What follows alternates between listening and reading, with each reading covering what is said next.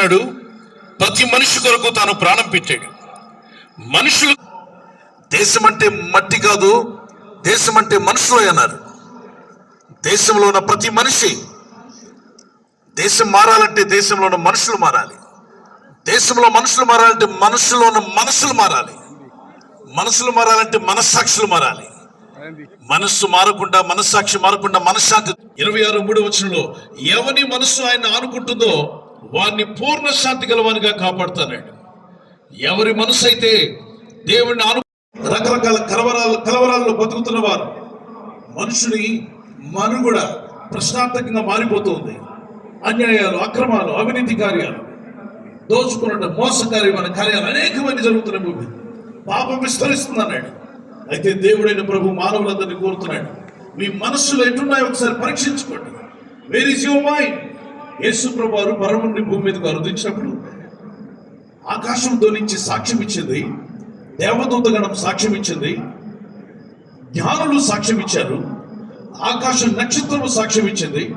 ఈయన దేవుడు, ఈయన లోకరక్షకుడు, ఈయన మీ కొరకు పుట్టినాడని ఒకవైపున దూతగణం, మరొక వైపున నింగి నేల, మరొక వైపున దేవుని దూతలు సాక్ష్యం ఇచ్చాయి యేసునాథుడు లోకరక్షకుడని. ఈ లోకరక్షకుడు ఇచ్చిన మొదటి ప్రసంగం ఏంటో తెలుసా? యేసు ప్రభువారు, మారు మనసు పొందండి, పరలోక దీవెనలన్నీ మీ సొంతమవుతాయి. మీరు చేయవలసినంత మనసు మార్చుకోవడానికి ప్రయత్నం చేయండి, మీ జీవితాలు బాగుంటాయి. ఇహమందే కాదు, పరమందు కూడా. కన్ను మూసాక కూడా పరలోక పట్టణం చేరాలంటే ఖచ్చితంగా నీ ఆత్మలోనికి, నీ మనసులోనికి జీవం రావాలి అంటే మనసు మార్చుకుంటే చాలు అన్నాడు. నా మాటలు ముగించే ముందు మీ మనసు ఎలా ఉందో ఒకసారి పరీక్షించుకునండి. మనసు బాగున్నప్పుడే జీవితం బాగుంటుంది. నీకు ఎన్నున్నా మనసులు బాగాలేకపోతే కలవరం. అన్ని సంపాదించాడు కానీ ధనము చాలించుకున్నాడు. ఏమని రాశాడండి? చనిపోయే ముందంటే పేపర్ మీద రాశాడు, నాకు మనశ్శాంతి లేదు, అందుకే ఈ లోకాన్ని వదిలేస్తున్నా అన్నాడు. వాళ్ళ తమ్ముడు చెప్తున్నాడు, అన్నదమ్ములు చెప్తున్నాడు, చాలా ఆస్తిపరుడు వాళ్ళన్నాడు. అన్నీ ఉన్నాయి కానీ మనశ్శాంతి లేక ఈ లోకాన్ని విడిచిపెట్టాడు. ఆయన ఒక ప్రార్థన చేసేవాడట. ఆ ప్రార్థన అక్కడ రాస్తుంది, చూపించాడు ఆయన. అసతోమ సత్వమయ,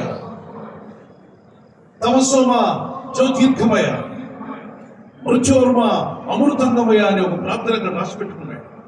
మరి అనుదినము ప్రార్థించేవాడు మా అన్న ఈ ప్రార్థనలతో.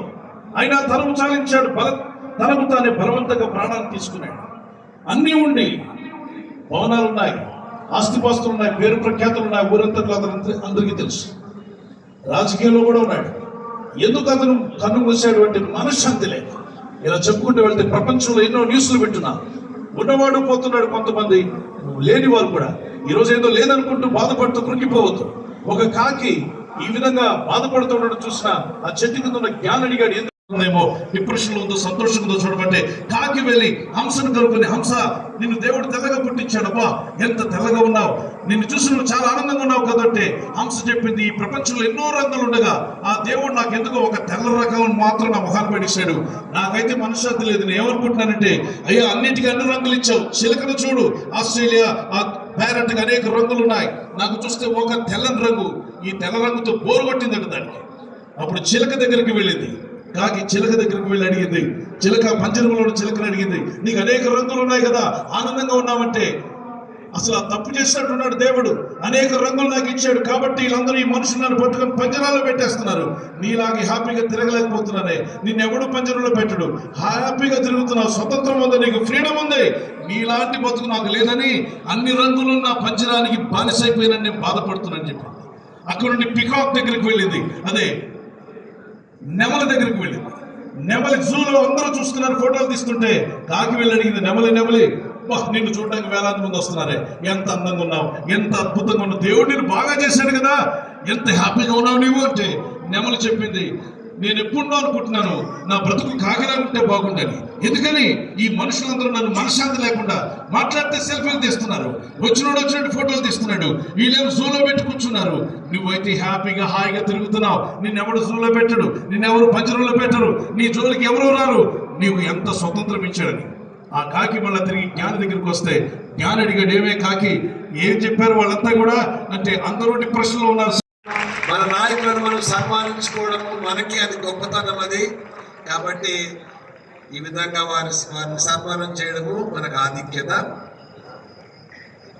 సోదరి మనలో దేవుని బిడ్డలు, దేవుని విశ్వాసకులు, ఫాస్టర్స్, ఫాదర్స్, విషెస్ అందరూ కూడా ప్రపంచ శాంతి కోసం, ప్రజా ఐక్యత కోసం మరి నేషనల్ వైడ్గా ప్రేయర్ డేను నిర్వహిస్తున్నందుకు మీ అందరికీ హృదయపూర్వక శుభాకాంక్షలను తెలియజేస్తా ఉన్నాను.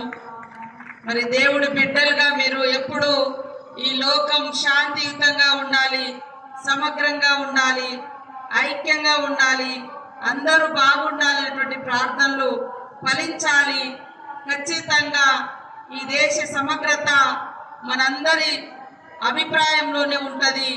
ఒకరినొకరు ద్వేషించుకోవడం కాకుండా ఆ దేవుడు, ఆ యేసయ్య కూడా ఎప్పుడు ప్రేమను పంచేవారు, ప్రేమను పంచాలనే చెప్తూ ఉండేటువంటి వారు.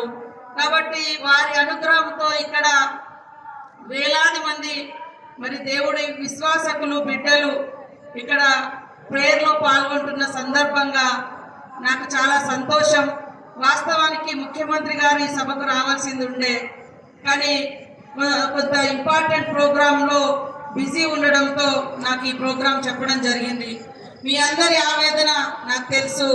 చాలా గ్రామాలలో మీరు అనుకునే విధంగా ప్రార్థన మందిరాలు కానీ, మరి బరెల్ గ్రౌండ్స్ కానీ ఇట్లాంటి ఏర్పాటు చేసుకోవాలంటే కొన్ని ఇబ్బందులు కూడా మీరు పడుతున్నటువంటి విషయం మా దృష్టిలో కానీ, సీఎం గారి దృష్టిలో కానీ ఉన్నాయి.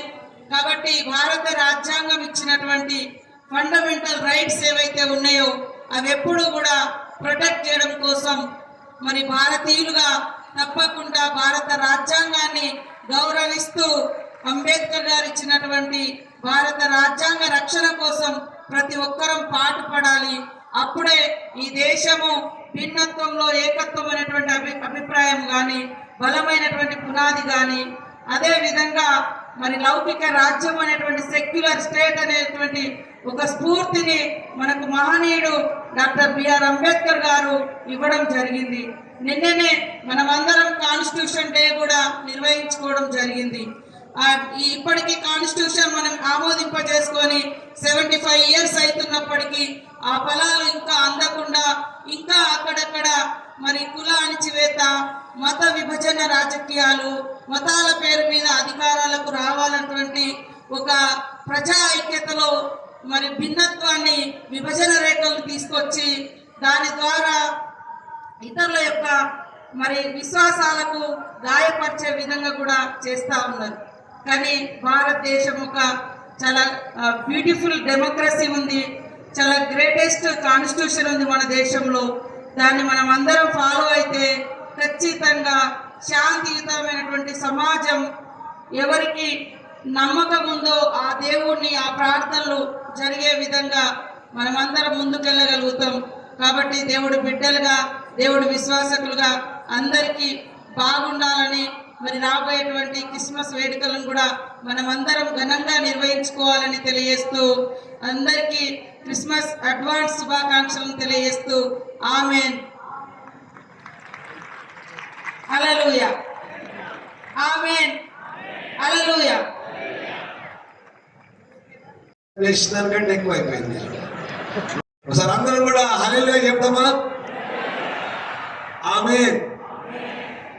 అక్కడ మీరు ఒక మాట చెప్పారు, ఇప్పుడు సీఎం గారు పంపించారని చెప్పారు. మేము సీఎం గారు వస్తారని ఆశించాము, నేను రాలేకపోయారు. కొంచెం మనసులో బాధ ఉంది, అంటే ఉన్న వాస్తవం చెప్తున్నాం. మేమే కాదు, క్రైస్తవ నాయకులందరూ, వచ్చే వాళ్ళందరూ కూడా బాధపడుతున్నారు. అయితే ఒక విషయం ఏంటంటే, ఈ యొక్క తెలంగాణ సమాజంలో దాదాపుగా 40,000 మంది పాస్టర్స్ ఉన్నారు. ఈ నాయకులందరూ కూడా, అక్కడ ఉన్న వాళ్ళందరూ కూడా 40,000 మంది పాస్టర్స్కి వారు ప్రాతినిధ్యం వహిస్తూ ఉన్నారు. ఎన్ని లక్షల మంది ఉన్నారో నేను చెప్పరాదు, మీకే తెలుసు. అది మా నాయకులు రూబేనాయ్ గారు ఉన్నారు, బిషప్ రూబేనాయ్ గారు, సిఎస్ఐ చర్చ్, తర్వాత ఇంకా వేరే వేరే నాయకులందరూ కూడా ఉన్నారు. తర్వాత వారు బిషప్ పోతాంగ్ గారు ఉన్నారు. ఇంకా చెప్పుకుంటే పెద్ద సమయం అయిపోతుంది. చాలా మంది ఉన్నారు ఇక్కడ నాయకులు. అక్క అమ్మ, నెక్స్ట్ వేడుకలు చేసినప్పుడు మీరు చూడండి. ఒక మాట ఏం చెప్తారంటే, సీఎం గారికి మరి మా సత్యనారాయణ గారు ఉన్నారు, లక్ష్మీకాంతరావు గారు ఉన్నారు, వారు కూడా ఉన్నారు. మీరు చెప్పండి, we were waiting for him. దయచేసి అందరూ కూడా మన మధ్యలో ముఖ్యమంత్రి గారు పంపించిన సీతక్క గారిని బట్టి గట్టిగా మరొకసారి చప్పట్లు కొడదాం. ఈ మధ్యలో తను మా వరంగల్ వాసి, అది నాకు గర్వకారణం కనుక వారి కొరకు చిన్న ప్రార్థన చేసుకుందాం. మీ పరిశుద్ధమైన పాదములకు స్తోత్రాలు చెల్లిస్తున్నాం. మా తెలంగాణ రాష్ట్ర ముఖ్యమంత్రి గారి కొరకు ప్రార్థిస్తున్నాం. తండ్రి వారిని దీవించండి. నెక్స్ట్ మా తండ్రి నేషనల్ పరేడ్ కొరకు వారు ఇక్కడ ఉండునట్లుగా తనను దర్శించుగాక. వారిని దర్శించండి.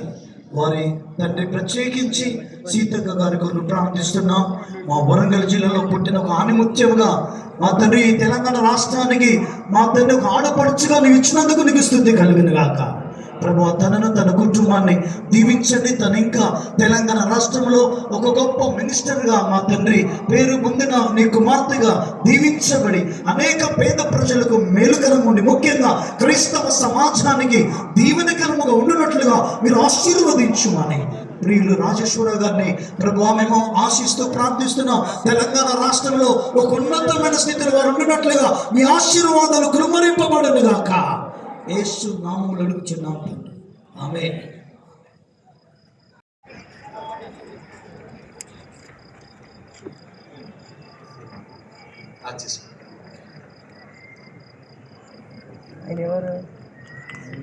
ఒకసారి గట్టిగా చప్పట్లు కొట్టి మన ప్రీతమ నాయకులు ఎమ్మెల్యే గారిని మనం అభినందించుకుందాం.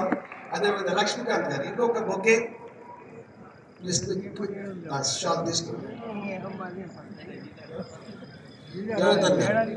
Please come. సార్ ముందుకు రండి సార్. మీడియా ముందుకు రమ్మని ముందుకు రండి. Please come.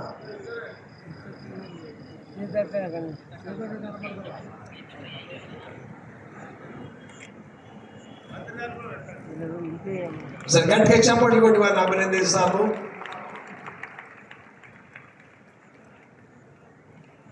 అదే